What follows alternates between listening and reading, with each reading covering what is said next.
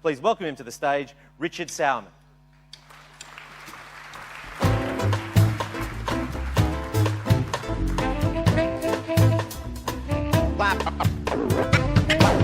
Good, thank you.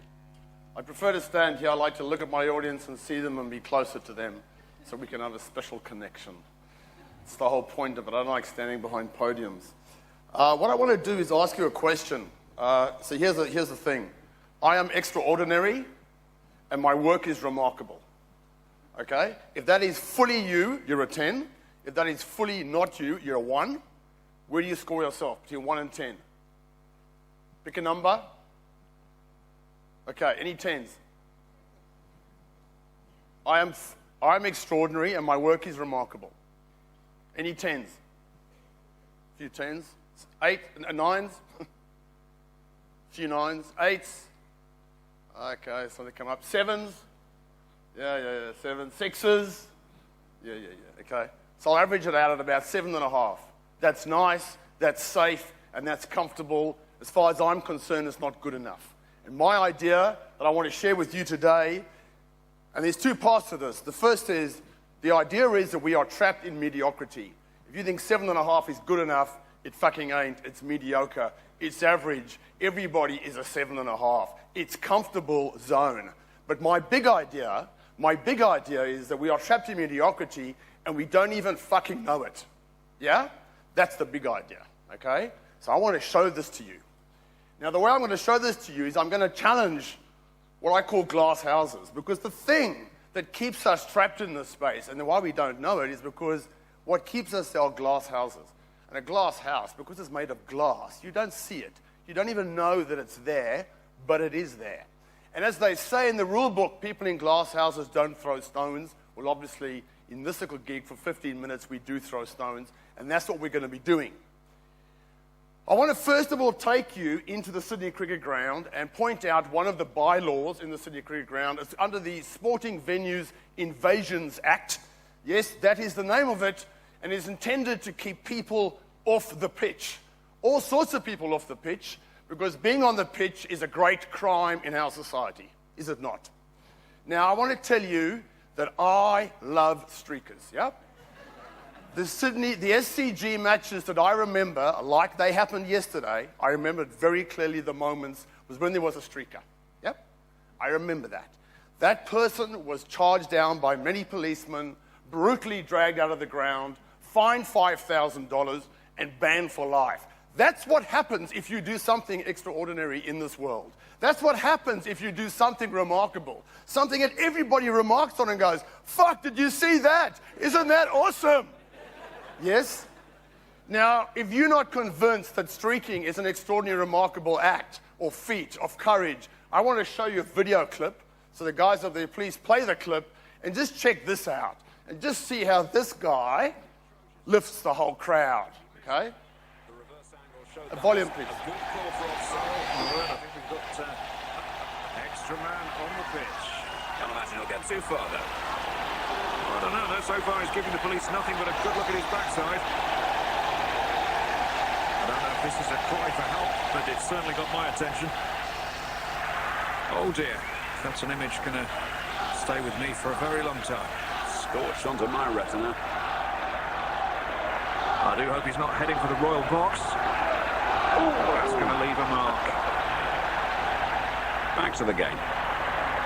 Furlong, Delic. Oh, we have contact. Looks like he has more souvenirs for the crowd. I think he's got the shoes to thank. A minute ago they were all chanting who had all the pies. I think there's your answer. And he's off like a bull with gas. You see, that is an act extraordinary, remarkable, yet it's punished in our society, okay? The act of enjoying yourself, laughing, having fun, having a go is punished. And this is a result of that. This is what happens to us as we grow up, you see. They reckon a kid laughs 300 to 400 times a day. An adult laughs about 15 times a day. This is the inspiration behind Supertramp's song, The Logical Song.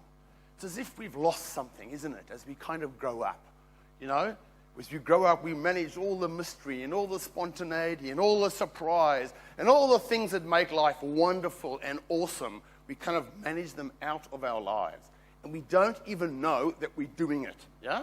And we have stupid laws, like at the Sydney Cricket Ground around streaking, which forbids it. Why? There should be a revolt. It's ridiculous. It's really stupid. So I want to go through 7 glass houses, okay, and point them out to you very quickly.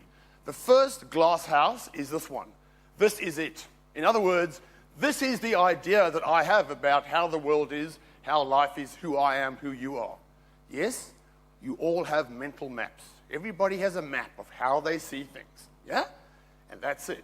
7.5. That's okay. Happy with that? That's a mental map. The ultimate mental map of all is that there. The map of the world. And you know that that's it, don't you? Because when you were a kid in kindergarten, that hung up on the wall in the classroom. That's it. Well, are we arguing about this? Yes, we are, my friends. Because if you're that fucking astronaut floating around in space, the world doesn't look like that. The world may just as well look like this. And this world is not upside down. The words are spelt the right way around. Put that in your pipe and smoke it. Okay? In other words, this is it. Apparently is not the case. Yeah? So all the things that you thought were so because they are so, even something as fundamental as this is how the world is and how it looks, is actually not like that. And just as you're starting to get that feeling and get that idea, you go for a swim at Balmoral Beach. Yeah, and as you head down to the beach with your glider and your balls, ready to have an afternoon of fun, anything but mediocrity, yes, and the ranger's standing there next to the sign with just a few of the rules, things to obey. And these signs, by the way, are everywhere. Our whole world, our whole city, our lives are filled with this shit. Basically saying, don't misbehave, don't put a finger out of place. No wonder we get browbeaten into being mediocre. This is another one in the business world. Watch out. Yeah, it's this thing, aversion to taking risks. Oh, what did 2008 do? Well, there's the story. What actually happened? Oh, you got to watch out, man. This is not the time to do wacky things and be creative and take risks, yeah? The mood is not like that. In fact, my son, you're lucky to have a job. In fact, just work your whole fucking life and then die, because that's what it's all about, yeah? That's what it's about. And if you're doing that and scoring a 7.5 out of 10, that's good enough for you. Yes? And we believe that, and so we live like that. Here's another one, a great Australian one. Just pull your head in, mate. The moment you stick your head up, the moment you stand for something, the moment you call something, you call somebody, poor performance, bad idea, whatever it is, gotta pull your head in. Don't go there. We just don't go there, do we? We're very happy to sit around 7.5. Pull your head in, don't criticize. It's good enough, it's fine, it'll be okay. Those slides should have been taken out, by the way. That's why I'm skipping them over. Pull your head in the advertising business. I love this, the Advertising Standards Bureau. I hate their name. It's like the schoolmaster, the decider of what is right and what is proper.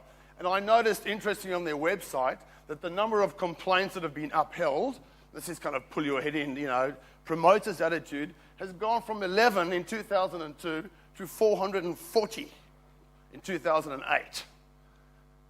The fact that you can make a commercial that's not mediocre, that's awesome, and some fucking granny, in the hills phones and complains about it, there's a chance it'll get banned. And we accept that. Oh yes, we are self-regulating, we are such good citizens. Boring, yeah? Absolutely boring. Just fill in the form. There's a glass house. Just fill in the form, mate, yeah? This reminds me of a lot of things, but it reminds me of meetings I've had, conversations where we tick the boxes, yeah? We're presenting work, campaigns, ideas, and, well, this ticks all the boxes, the client should be happy. Oh, fucking rip-de-roo! We've ticked another box. And if we're not sure it's ticked all the boxes, let's get the research company in, because they'll tell us if it's right or not, as if research has a sort of validity that my intuition, your experience, this doesn't have, yeah? But this is the game that we play. Tick the boxes. This is another one, a glass house. Be busy. Yeah, man. You see people you haven't seen for a while. How's it going? You busy? Yeah, I'm busy. Good. Fucking what are you doing, man? Busy doing what? I don't know. I'm just busy, you know? It's a good thing. It's bullshit. And being busy means you fill your time with all sorts of little shit that's actually meaningless and insignificant, and you haven't got time for the big things, for the big ideas. You haven't got time to really challenge and think about this kind of stuff that I'm talking about to you now for 15 minutes, but you're just too busy in the groove just doing what you do.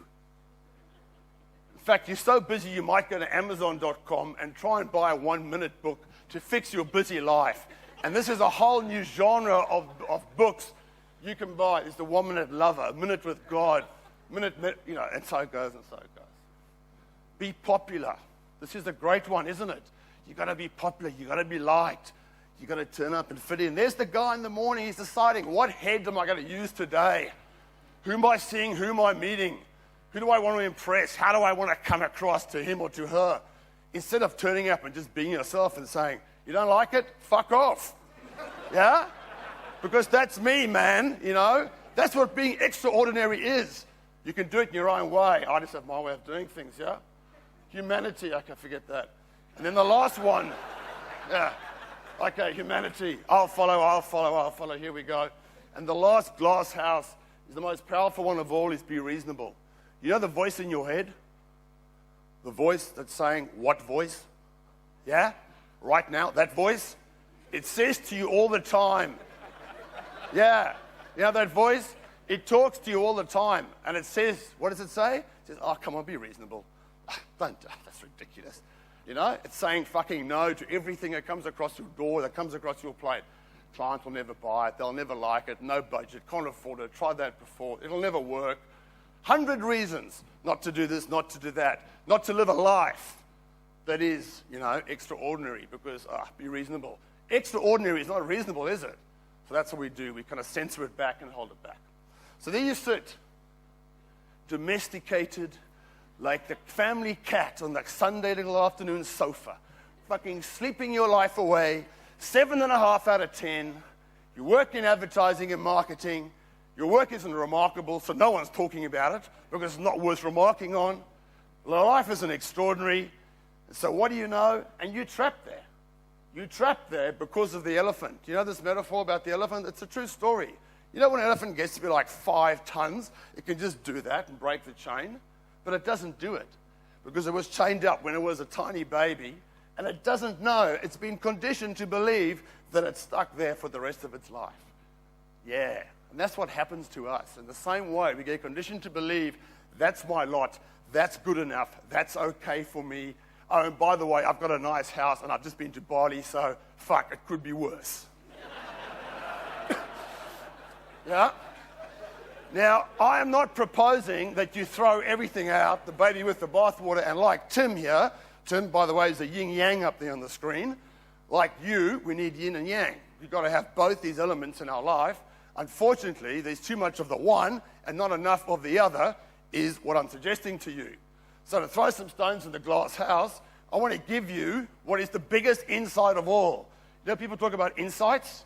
You know, like, my mother's a woman, insight. It's like, oh, fuck, that's amazing.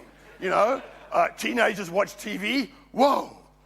Let me give you the most amazing insight of all. Joseph Campbell, who studied mythology, and mythology is a study of meaning, and if you work in building brands and marketing, you're creating meaning. He said people don't look for meaning at all. What we want is the feeling of being alive. That's the insight. Everybody wants it. Let me show you what that feeling is.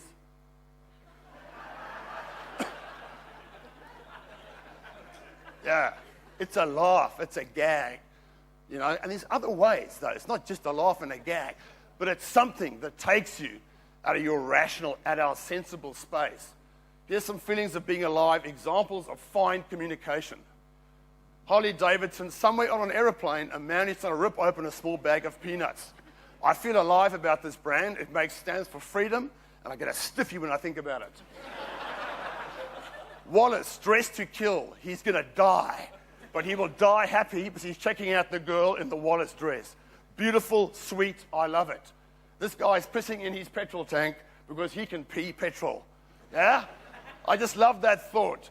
This guy, we talked about Richard Branson, why is he so talked about and so? Because he's extraordinary. That should be his poster shot, yeah? And she's not over 40, no.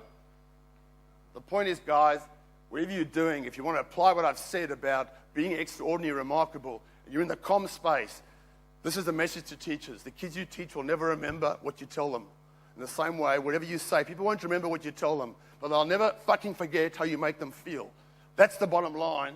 And so if you're an enemy of average, I invite you to sign that thing mentally in your head and go forth and shatter all the glass houses that you come across in your life and in your day. Thank you very much. Thank you very, very much, Richard. Richard actually has a crippling fear of public speaking, so that was very difficult for him. I'd like to salute him for, and to say, can somebody please make that man the head of editorial policies at the ABC? As somebody whose corporate motto was striving for mediocrity in a world of excellence, it made me feel a little bit uncomfortable. And I was a little bit bemused by the fact that there's somebody got a book out called The 1 Minute Lover. Who wants to buy that book?